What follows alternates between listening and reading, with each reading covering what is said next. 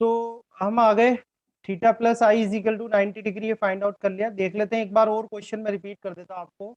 that what should be the value of angle theta so that light entering normally, so this is the light entering normally, normal inter हो रही है तो incident angle zero होगा, refracted angle भी zero होगा, light आगे पास हो जाएगी, पास होके ये दूसरा जो रिफ्रैक्टिंग फेस है इसका ए बी वहां पर आ गई। अब ये क्वेश्चन ये कर रहे हैं कि इस ए बी से पास नहीं होनी चाहिए, पास नहीं होनी चाहिए तो उसका तो एक ही केस है कि यहाँ पर टी आई आर हो जाए। तो मान लो टी आई आर हो जाता है तो टी आई आर के लिए जो इंसिडेंट एंगल है, इंसिडेंट एंगल बड़ा होना चाहिए क्रिटिकल एंगल से। तो अगर अपन एक बाउंड्री कंडीशन ले लें कि बाउंड्री कंडीशन ये है कि भाई इंसिडेंट एंगल जो है वो क्रिटिकल एंगल के बराबर है, तो रिफ्रैक्टेड एंगल कितना होगा, 90 डिग्री होगा।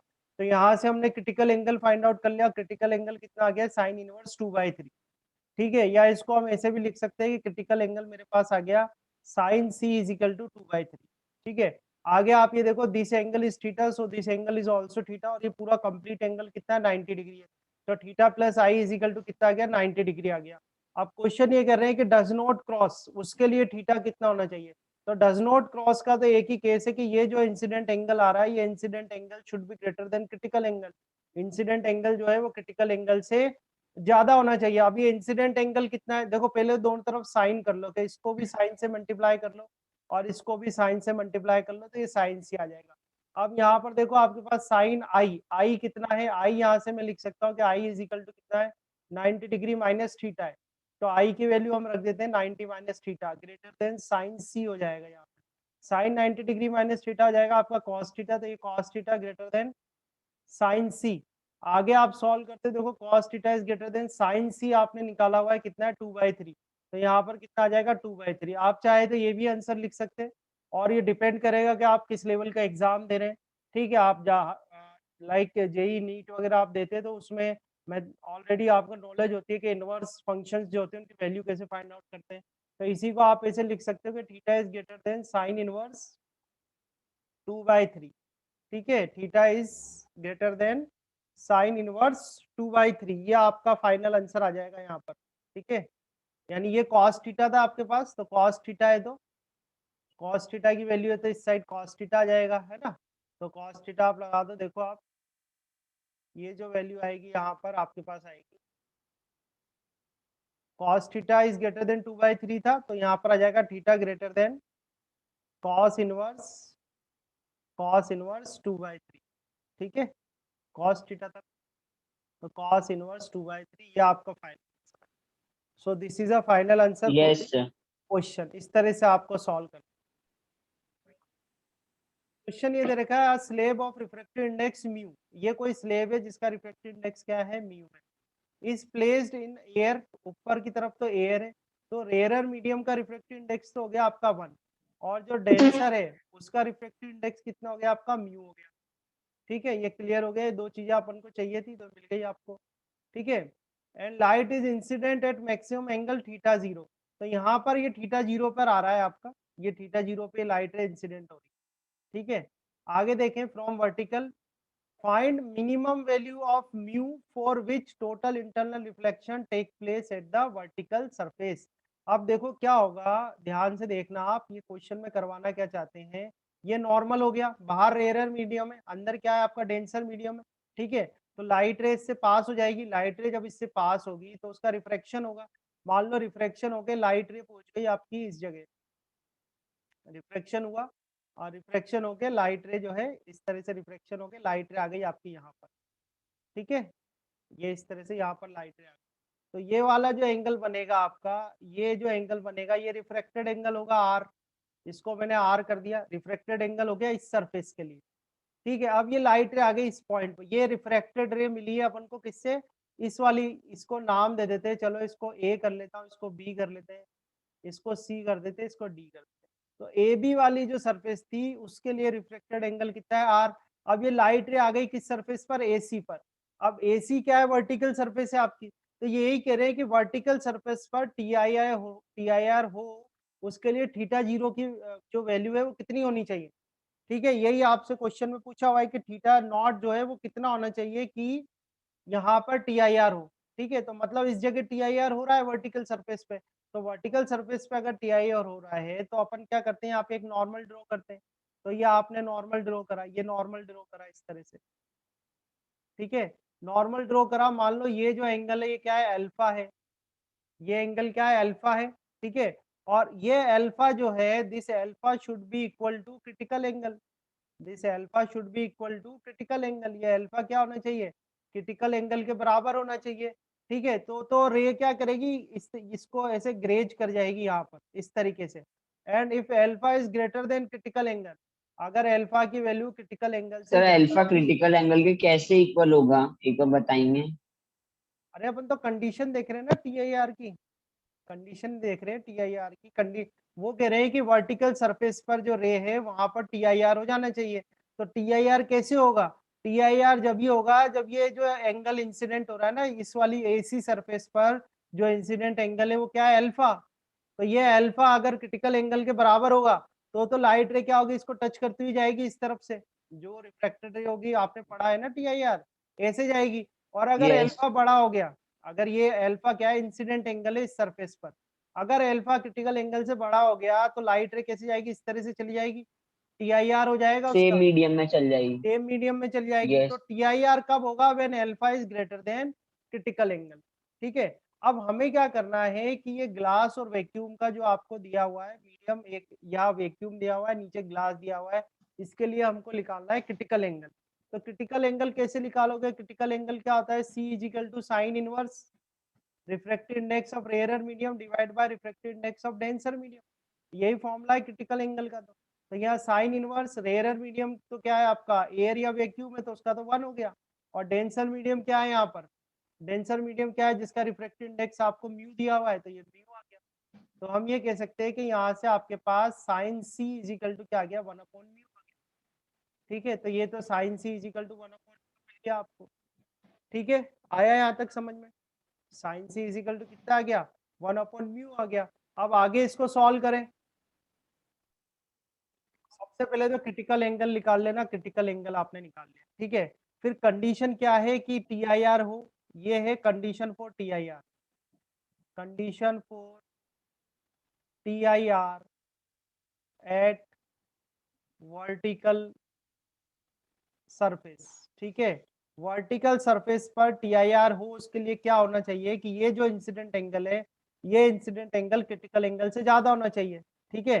तो हम इसको अगर ऐसे लिख दे कि भाई sine alpha greater than sine C, ठीक है, तो यहाँ से आपके पास साइन अल्फा क्या आ जाएगा, sine alpha is greater than sine C की वैल्यू क्या है, 1/म्यू, तो ये 1/म्यू आ गई, ये एक बात आ गई, यहाँ तक आ गए आप, यहाँ तक आ गए।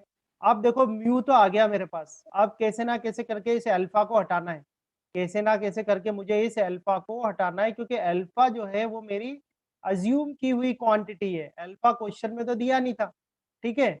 तो हम क्या करते हैं कि भाई फोर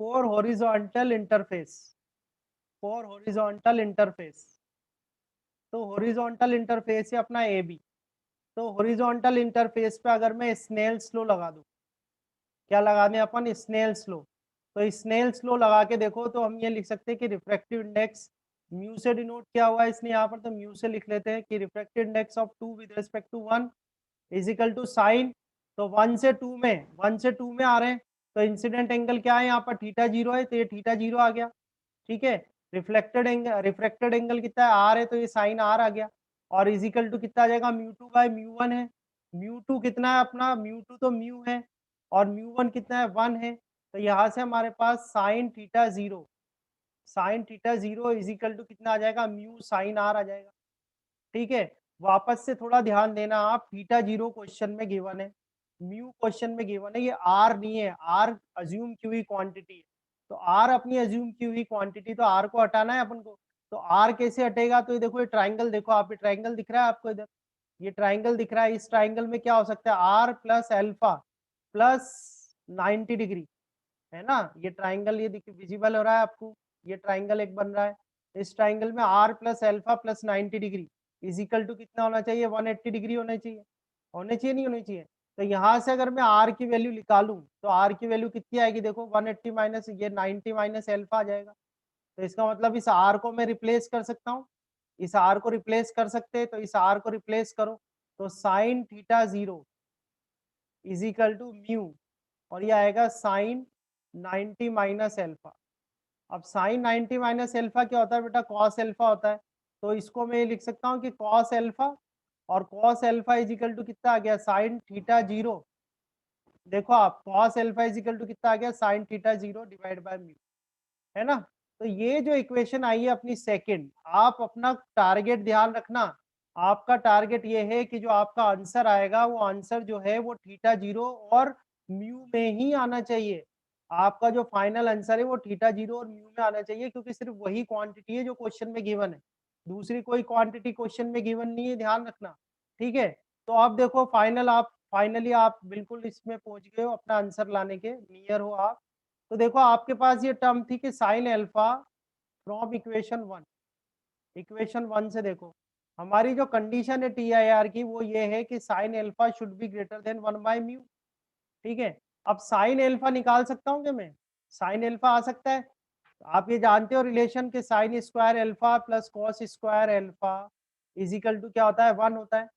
ठीक है, तो यहाँ से अगर मैं साइन एल्फा निकालूं तो sine alpha is equal to क्या होगा, अंडर रूट में 1 माइनस कॉस स्क्वायर एल्फा। और देखो कॉस स्क्वायर एल्फा कितना है आपका, ये रहा। तो कॉस स्क्वायर एल्फा कितना है, 1 minus sign square theta 0 and divide by mu square, है ना। तो अब यहाँ पर इसमें आप वैल्यू रख दो किसकी, साइन एल्फा की। तो साइन एल्फा की वैल्यू कितनी है, अंडर रूट में देखो आप साइन एल्फा, और अगर इनका दोनों तरफ अपन स्क्वायर कर दें तो ये, अगर आप इसकी दोनों साइड का स्क्वायर कर दो तो ये भी स्क्वायर हो जाएगा और ये भी स्क्वायर हो जाएगा। ठीक है, इक्वेशन 1 में क्या करना है आपको, स्क्वायर कर दो दोनों तरफ, स्क्वायर बोथ साइड्स। प्रैक्टिस करोगे क्वेश्चन बन जाएंगे, कोई दिक्कत नहीं आएगी। ठीक है, अगर मैं स्क्वायर अगर मैं स्क्वायर कर दूं दोनों साइड्स का तो देखो आपके पास क्या आएगा finally, if I square both sides तो साइन स्क्वायर एल्फा की वैल्यू देखो कितनी आएगी, ये तो साइन एल्फा की वैल्यू है, अगर मैं इसका स्क्वायर कर दूंगा तो कितना आएगा, 1 minus sign square theta 0 divide by mu square, और ये आ जाएगा greater than 1 by mu square. ठीक है, म्यू स्क्वायर आप कॉमन ले लो, तो म्यू स्क्वायर आप कॉमन ले लो यहाँ से। ठीक है, तो म्यू स्क्वायर जब आप कॉमन लोगे तो अंदर क्या बचेगा आपका, ये बचेगा mu square minus sign square theta 0 and greater than 1 upon mu square. देखो म्यू स्क्वायर से म्यू स्क्वायर कट जाएगा। अब जरा चेक करके देखो, आपसे पूछा है थीटा 0, आपसे पूछा है slab of refractive index mu is placed in air light incident at maximum theta 0, so total inter find minimum value of mu. Mu पूछा है आपसे, म्यू निकालना है आपको, तो म्यू निकाल लो आप यहाँ से। तो देखो mu square is equal to क्या होगा, greater than 1 plus sine square theta 0, और यहाँ से आप आगे बढ़ो तो म्यू आपको निकालना है, तो म्यू इज इक्वल टू कितना आ जाएगा, mu is greater than under root of 1 plus sine square theta 0, 1 plus sine square theta 0। तो आप देखो जो मैं आपको बार बार बोलता हुआ आ रहा हूँ, बार बार आपसे क्या कह रहा हूँ मैं, कि जो फाइनल आंसर है उसके अंदर अपना क्या आएगा, म्यू आएगा और थीटा 0 आएगा। तो देखो जो फाइनल आंसर आ रहा है आपका, जो फाइनल आंसर हमारा आ रहा है वो आ रहा है mu is greater than under root 1 plus sine square theta 0। तो अपना जो फाइनल आंसर आया है, ये फाइनल आंसर जो अपना आया है, इसमें आप देखो म्यू आ रहा है, ये म्यू आ रहा है और थीटा 0 आ रहा है। बाकी सारी चीजें जैसे आई था, ये जो आर था, ये अल्फा था, ये सब देखो हट गया उसमें से, हट गया नहीं हट गया। तो पहले तो आपको फिजिक्स का कॉन्सेप्ट समझना है, फिजिक्स का कॉन्सेप्ट समझने के बाद जब आप न्यूमेरिकल अटेम्प्ट करोगे तो न्यूमेरिकल में आपको क्या करना है, जो भी आपकी मानी हुई वैल्यूज है, जो भी आपने अज्यूम करी है, उन सबको आपको हटाना पड़ेगा क्वेश्चन में से। ठीक है, तो इस तरह से आपका ये फाइनल आंसर बनेगा।